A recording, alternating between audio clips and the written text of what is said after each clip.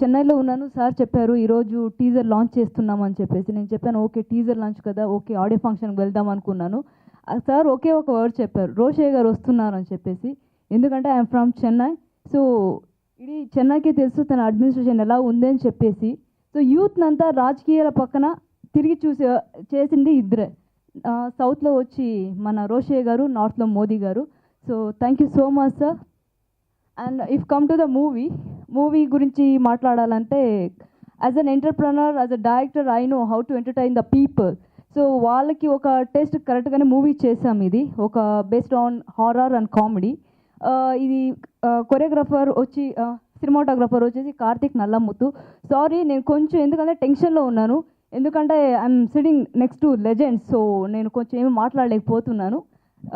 ఒక మాట చెప్పాలి, ఆయనకు వచ్చిన అవార్డులో నాకు కూడా భాగస్వామ్యం ఉంది రెండు విధాలుగా. ఒకటి భీమవరం నా ఊరు కాబట్టి, నా బ్యానర్ కాబట్టి, రెండు ఆయన సినిమాలు ఒక 5, 6 నేను హీరోగా చేశాను. అలాగా ఈ అవార్డు ఆయనకి ఇప్పుడు వచ్చింది, కానీ స్టేజ్ మీద నేనైతే ఇంచుమించు ఒక 7-8 సంవత్సరాల క్రితం ఇచ్చేస్తాను. ఆయనకే నాకు ఉన్న అనుబంధం అలాంటిది. ఒక్కసారి ఆయన మా ఇంటికి వచ్చి సార్ మీరు హీరోగా చేయాలి, ఇగోండి డేట్స్, ఇదిగోండి అని మొత్తం పేమెంట్ మొత్తం ఇచ్చేశాడు. నా మనసులో ఏమనిపించిందంటే ఇదేంటి మొత్తం డబ్బులంతా ఇచ్చేసి అడిగినా భీమవరం ఎచ్చులేమో అనుకున్నా. దాని తర్వాత 2వ సినిమా అలాగే ఇచ్చాడు, 3వ సినిమా ఇచ్చాడు. ఒకరోజు రాక్ క్యాజులో చెట్టు కింద కూర్చుని అన్నా సార్ రామచంద్రనగర్ చాలా, నేను ఇండస్ట్రీకి వచ్చాక 20 ఏళ్ళ తర్వాత వచ్చారు, ఎంత ఫాస్ట్గా వెళ్ళిపోతున్నారండి అండి. నాకు ఇండస్ట్రీలో చాలా ఇష్టమైన వ్యక్తి, ప్రేమించే వ్యక్తి రామానాయుడు గారు. ఆయన అంటే చాలా ఇష్టం నాకు. ఎందుకంటే ఆయన అంత కష్టపడే వ్యక్తి నేను చూడలేదు, మళ్ళీ మిమ్మల్ని చూస్తున్నానండి. అలా కష్టపడే వ్యక్తిని మీరు ఎప్పుడైనా రామానాయుడు లాంటి వ్యక్తి అవుతారని ఆ క్షణం నుంచి నేను ఎప్పుడు ఆయన్ని నాయుడు గారు అని పిలుచుకుంటే ఆయన ఎప్పుడు నన్ను చిన్నబాబు అని పిలుస్తాడు. ఆయన ఎప్పుడు ఈ రోజులకు నేను పేరు పెట్టి వెళ్ళా. ప్రముఖుల యొక్క భారతదేశంలోని వివిధ రకాలైనటువంటి అద్భుతాలు, wonders, extraordinary talents, extraordinary performances, extraordinary things, ఇవన్నీ కూడా ముఖ్యంగా ఏంటంటే భారతదేశంలోని మన ఇండియాలో ఉన్నటువంటి ప్రతిభ ఏంటంటే, ఇందాక బ్రదర్ చెప్పారనమాట, దేనికైనా ఒక పట్టుదల, కృషి. 13 సినిమాలు చేశారు. అంటే దాదాపు నెలకు ఒక సినిమా చొప్పున కంప్లీట్ చేసి ఆ సినిమాలన్నింటినీ కూడా రిలీజ్ చేయడం కూడా జరిగింది. సో ఇటువంటి గొప్ప కార్యక్రమాన్ని చేసినటువంటి శ్రీ తుమ్మలపల్లి రామసత్యనారాయణకి హృదయపూర్వక ధన్యవాదాలు, కృతజ్ఞతలు తెలియజేస్తూ ఈరోజు వారికి భారత్ వరల్డ్ రికార్డ్స్ తరఫున ఈ నమోదైనటువంటి పత్రాన్ని అందజేయవలసిన. భారతదేశానికి స్వతంత్రం ఇచ్చింది మహాత్మా గాంధీ అయితే, మన ఆంధ్రప్రదేశ్ రాష్ట్రాన్ని తెచ్చింది అమరజీ పొట్టి శ్రీరాములు అయితే, వారి వారసులుగా మన తెలుగు జాతికి, మా వైశ్య జాతికి అండగా నిలిచినటువంటి మా ఏకైక వైశ్య సింహం మా కొణిజేటి రోష్. ఆయన మేము అందరం పెద్ద అయినా ఎంత ముద్దుగా పిలుచుకుంటాం. ఎవరు ఏ పరిస్థితుల్లో వచ్చినా ఎవరికైనా ఏ సహాయం చేయడానికైనా ముందుండే పెద్ద మనసు గల పెద్ద అయిన మా కొణిజేటి రోషి గారు. ఈ కార్యక్రమానికి నేను అడిగిన వెంటనే మా భారత్ వరల్డ్ రికార్డ్స్ వాళ్ళు వచ్చి సార్ రోషి గారి చేతి మీద తీసుకుందాం అంటే ఇద్దరు గారు వెళ్ళి అడిగితే చాలా ఓకే తప్పనిసరిగా ఇస్తా అన్నారు. ఎందుకంటే నాకు ఆయనతో ఉన్న అనుబంధం గత 25 సంవత్సరాల నుంచి అనుభవం ఉంది. వారు ఎప్పుడు వెళ్ళినా ఎంతో ప్రేమతో, అభిమానంతో, ఆప్యాయతతో పలికిస్తారు. అటువంటి గొప్ప వ్యక్తి, మహా వ్యక్తి చేతుల మీదుగా ఈ అవార్డు తీసుకుంటూ అనేది జీవితంలో నేను సాధించిన మొట్టమొదటి విజయంగా నేను ఆనందపడుతున్నాను. నేను 2004 సంవత్సరంలో ఇండస్ట్రీకి వస్తే, నేను వచ్చిన మొదటి రోజు నుంచి రోషి గారి అభిమాని, రోషి గారితో ప్రతి విషయం చెప్పి నా కష్టం సుఖం కూడా ఆయనకి చెప్పేవారు. ఎవరైనా కష్టం వచ్చినప్పుడు వెళ్ళి చెప్పేవారు, కానీ నేను అలా కాదు. చేసే పని ఏదైనా ముందుగా వచ్చి సార్ ఇలా చేస్తున్నాను, ఈ సినిమా తీస్తున్నాను, ఇలా చేస్తున్నానని చెప్పేవాడిని. అలాగే నన్ను ఆశీర్వదించారు. జనరల్గా మా వయసులో కానీ సినిమా అంటే మరి ఎందుకు పనికిరాడు, ఈ సినిమా బిల్లు పంపించేద్దాం అనేటువంటి సాగుండేది. అటువంటి పరిస్థితుల్లో సినిమా వ్యాపారం కూడా వ్యాపారమే, వయసుడైనవాడు ఎక్కడ చూసినా వ్యాపారం చేస్తాడు తప్ప వేరే వ్యవహారం చేయడు అని నిరూపించడానికి నేను ఎన్ని వ్యాపారాలు చేసినా, ఎంత సక్సెస్ అయినా, సినిమా వ్యాపారంలో కూడా సక్సెస్ అవ్వాలని ఒక పట్టుదలతో నేను ఇండస్ట్రీకి రావడం జరిగింది.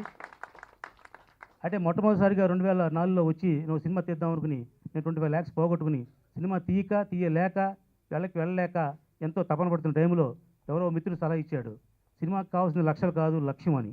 ఆ లక్ష్యంతో నేను మళ్ళీ ఇంటికి ఇంకో 10 లక్షలు తెచ్చి సినిమా స్టార్ట్ చేశాను.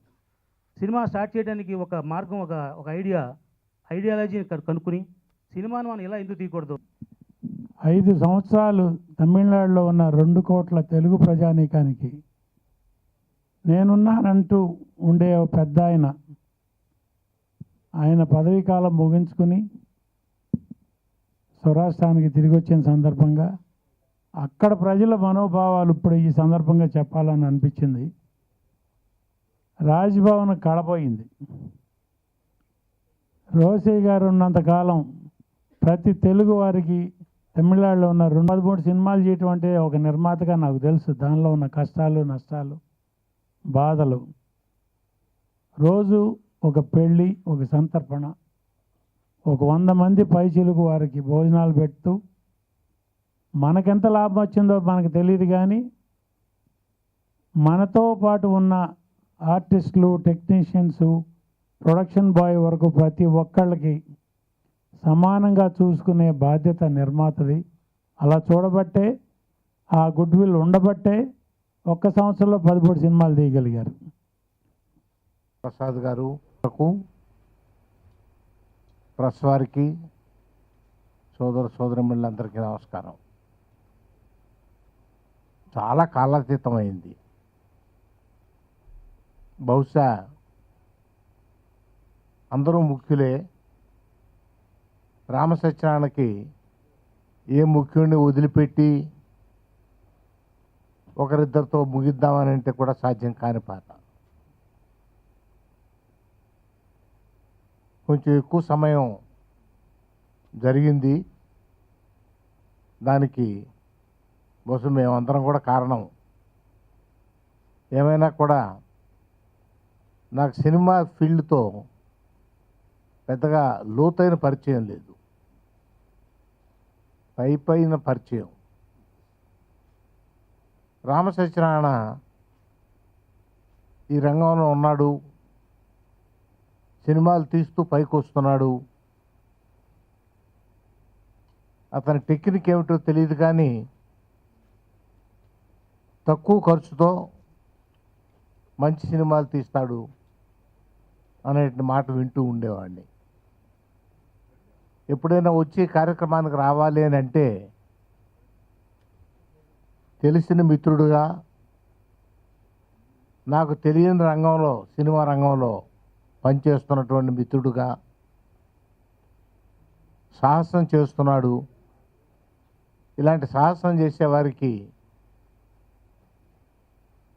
చేతనైన సాయం చేద్దాం అన్న ఉద్దేశంతోనే మరి ఎప్పుడు ఏ కార్యక్రమం పెట్టుకున్నా కాదనకుండా వస్తూ ఉన్నాను.